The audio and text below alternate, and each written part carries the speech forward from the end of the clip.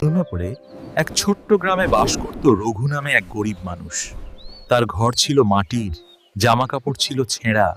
প্রতিদিন ভোর হওয়ার আগেই রঘু কাজে বেরিয়ে পড়ত। সূর্য ওঠার আগেই তার পরিশ্রম শুরু হতো। কিন্তু সব দিন একরকম ছিল না। অনেক সময় কাজ জুটত না। ক্ষুধার্ত পেটে নদীর ধারে বসে সে ভাবত। তথাপি রঘু কখনো হাল ছাড়েনি। কষ্ট তাকে ভাঙতে পারেনি। সে বিশ্বাস করত, আজ না হোক কাল পরিশ্রমের ফল মিলবেই। একদিন ভাগ্য তার দরজায় কড়া নাড়ল। গ্রামের এক ধনী মানুষ তাকে স্থায়ী কাজ দিল। রঘুর চোখে সেই দিন প্রথমবার আশার আলো জ্বলে উঠল। দিন রাত এক করে রঘু কাজ করল।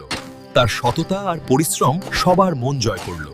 ধীরে ধীরে তার জীবন বদলাতে শুরু করলো। কয়েক বছর পর রঘুর নিজের একটি পাকা ঘর হলো।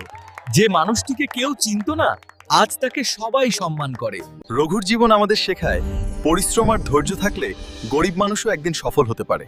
কখনো হাল ছেড়ো না, স্বপ্ন একদিন সত্যি হবেই।